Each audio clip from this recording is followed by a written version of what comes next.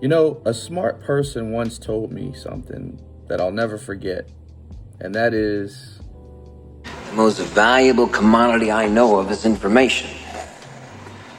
Wouldn't you agree? Yeah. now there's three types of information, okay? The first type of information is mundane information. This is information that is just gonna sit in the back of your brain, collecting dust, not helping you in any significant way, unless you're gonna be a contestant on a game show like Jeopardy. The second type of information is information that's slightly helpful, like a shortcut. It's help you save some time or get time and gas money, or something like a discount at the local grocery store. But the third type of information is transformational or life-changing, okay? And what you're about to receive in this video is going to be the third level of information, which is going to definitely be transformational, but there's a slight caveat to that. You have to be one of four types of people or organizations.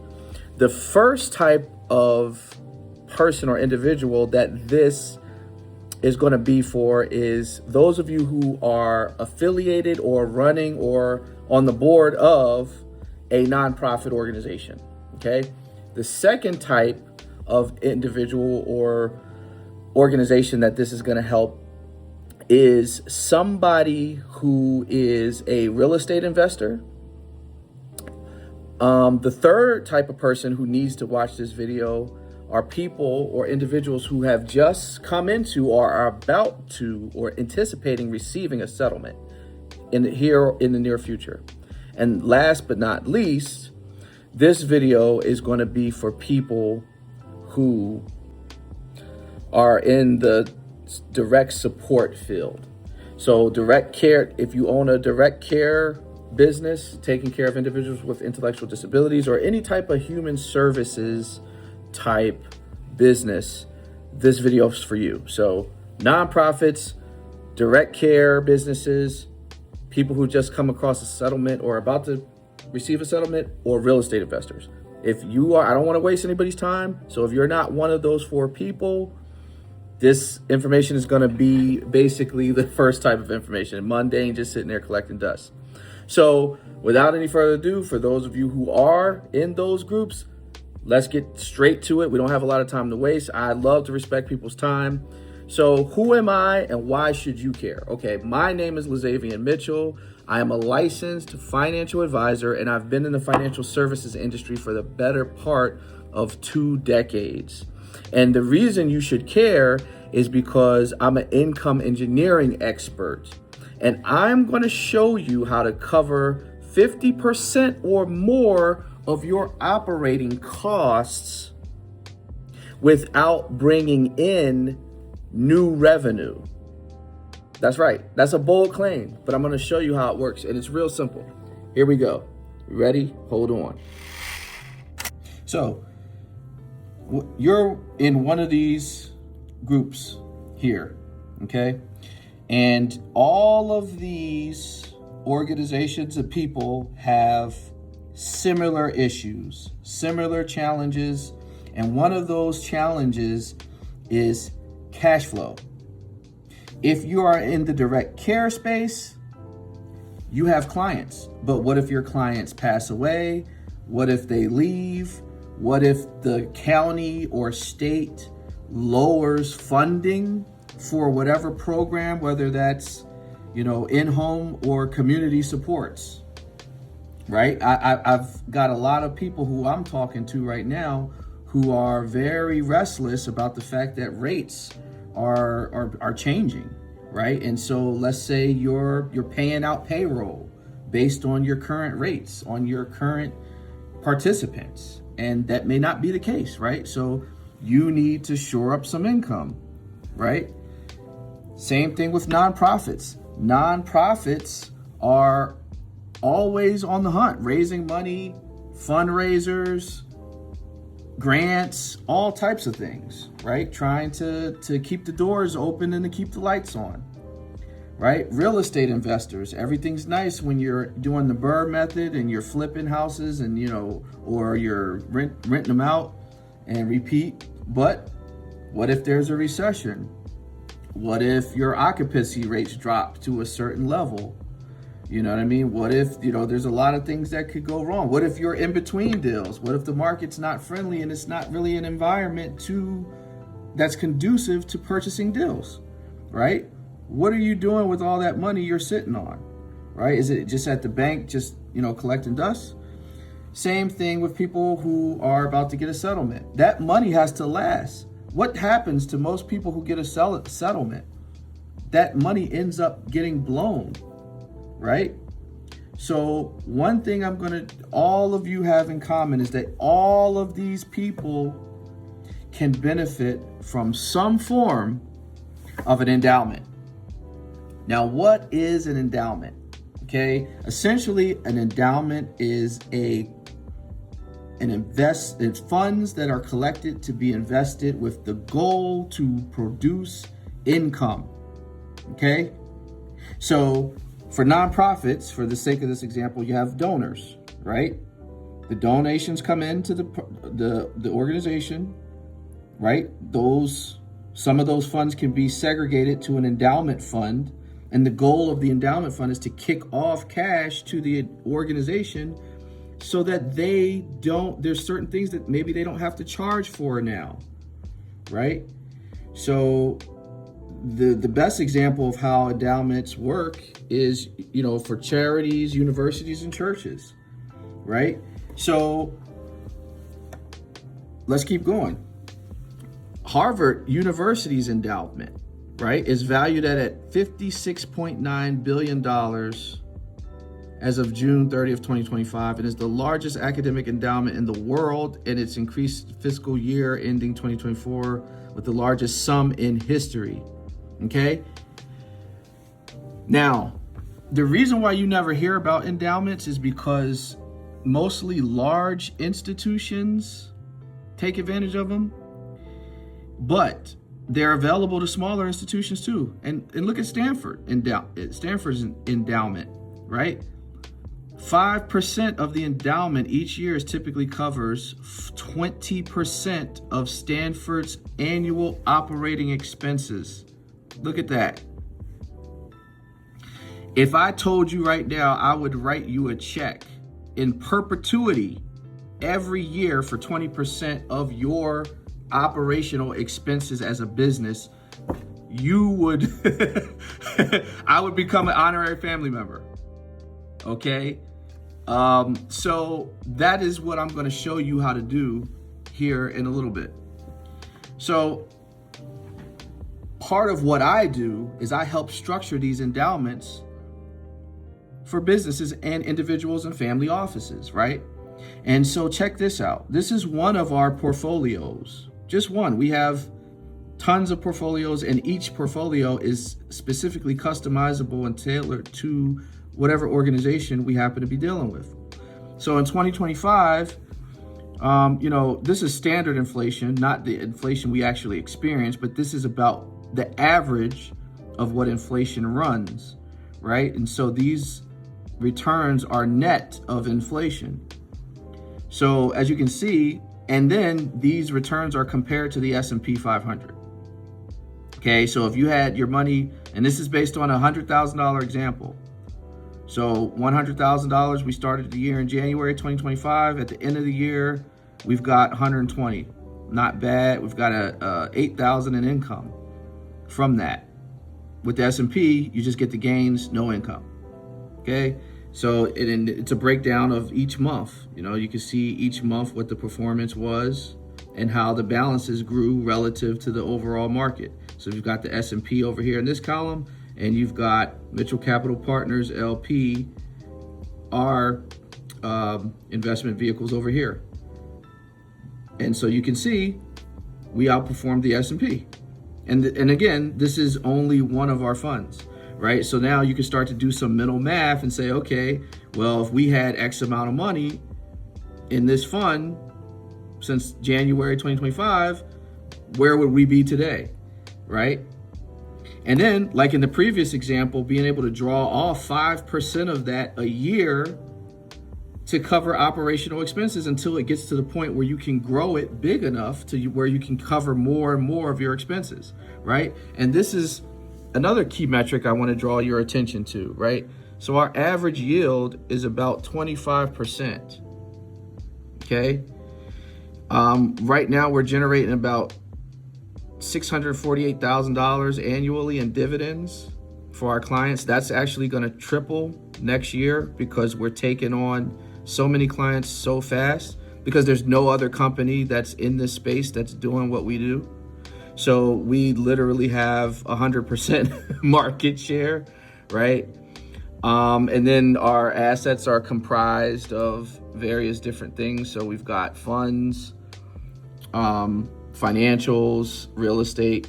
Here's the interesting thing about financials. So peer-to-peer lending, lending for commercial real estate projects, things like that. Real estate is a easy, mundane moneymaker. It just autopilot, every month, right?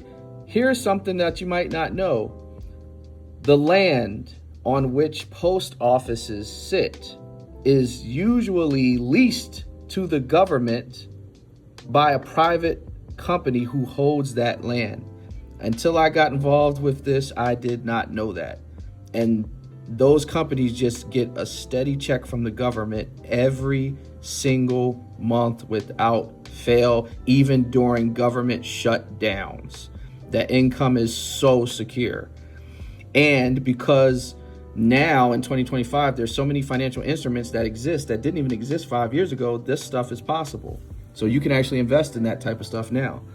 And then here's some metrics for the funds, right? So the overall true performance excluding cash flows, right? So if you include the cash flows, it's much higher. But if you took away the cash flow versus the S&P, which is if you exclude cash flows from the S&P, it's about 10%, right? So, and then volatility, right? Volatility is something a lot of people are concerned with. They don't like ups and downs. They don't like the roller coaster, right?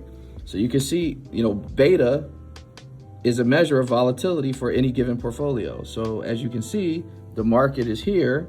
The S&P is here for volatility. We are here. Okay, so you can sleep at night without the ups and downs. Risk adjusted return. How do we do for the capital we put out versus what we bring back to us in income and returns? So you can see the S&P is here. We are here. Return on equity. Very important metrics. So next thing we do, case studies. So first case study we're going to take a look at is a company called One of a Kind Mind. This is a for-profit entity. And so they created a quasi-endowment with us. They started out with about $125,000 when they first came to us, 115, somewhere in there, and 115, 125, somewhere in there. And they were paid $33,000 this year from January to September the 31st. Okay.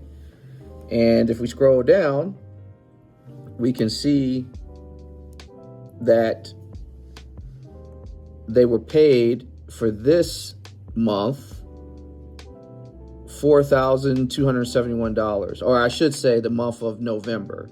They were paid $4,271 in dividends, right? And they've got some capital gains in there as well. So the next example I'm going to show you is Circle of Hope. Well, I'm actually going to show you that one last because there's some interesting stuff with that one. So One of a Kind Mind, there's another one in here that I want to show you. Okay, Animal Friends, 5013C. Okay, so they came to us with $225,000 in the beginning. Now their account's up to $274, right? So they were able to do $47,000 in income so far this year from January to November, right? So then take a look at the dividend for the most recent month, $6,810.50.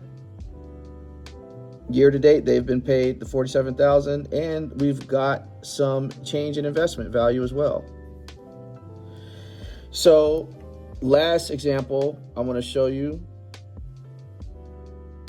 is Circle of Hope, which is a 501(c)(3).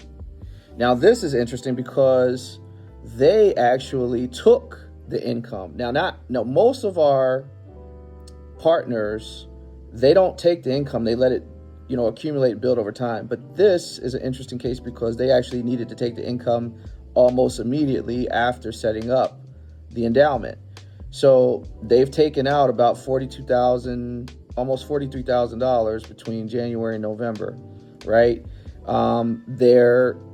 They've made about 87 grand in total between capital gains and dividends, right? And so if we scroll down, we can see that they were paid in November $8,636 in dividends, and the year to date capital gain is about 5 grand. So altogether they're up about 87 grand. And then they've drawn off 42,000, and they've taken in November they took out $3,900, right? So they're already starting to cover the cost of their operating expenses already, and they just opened this up last year. All right. So you can clearly see the power of having an endowment. And last but not least, I'm going to show you kind of like an example that I do personally, right? So I don't preach anything that I don't practice myself. So in one of my accounts with Robinhood, I've got, a dividend account that I set up. And I used, actually, the funny thing about this is that I used my own money to test out this idea, because it all started back in 2022. And so 2022, 2023, I put my own money up to test this idea, right? And so when it was over, I took it to my high-end clients and I said, if I was to build you a portfolio like similar to this, would you be interested in putting something like this together for you? And they all said yes. And that's how this all came to be. So 30 days. So check this out, right? Last 30 days, all of these dividends. I'm going to scroll slowly so you can see, right? Over the past 30 days, dividends, dividend income. This is income that I don't have to work for. I don't have to trade any time or money. I mean, I trade it it's not a traditional business where I have to deal with people. I don't have to talk to anybody. I don't have to sell anything. I don't have to do anything. I don't have to solicit donations. I can just sit back and this money keeps coming month in, month out without fail. Now, if you had a calculator and you could calculate how much the sum total of all that, how much do you think it would be? Go ahead and pause the video. I already did the math for you, right? Almost $2,700. Now, this pays about 40% of my monthly income, my monthly expenses. This $2,700. I don't have to worry about my mortgage. I don't have to worry about, my utility bills. I don't have to worry about any of that. If I don't get out of bed for the entire month, I know I'm going to at least make between $2,000 and $3,000 every single month without fail. And ladies and gentlemen, that is the opportunity that I'm giving you to take advantage of today. There's 4 types of endowments, and there's different types of things that we can get into, but I wanted this video to be very short, sweet, and to the point. Each one of your organizations, there's a specific type of endowment that you can do. And so if you're interested in setting this up for you as an individual or you as a business, go ahead and click the link. There's going to be a link where you can schedule a time for us to get together, and I'll answer any questions you have. Like, we can go over how everything works in greater detail, because I realize this is a lot of information to take in such a short amount of time. I wanted this video to be very short. People's attention spans are very short. People are moving, don't have a lot of time, got to get to it. So if you found this helpful, and if you can see the potential of what this can do for your organization, go ahead, book a call. We can hop on a Zoom call, or we can meet in person. My office is in the Jeanette building in Monroeville. I'm in suite 701. Okay, so whether you want to meet in person or whether you want to meet on a Zoom call, we can certainly take care of that. So hope this has been helpful, and I look forward to seeing and meeting with you very soon.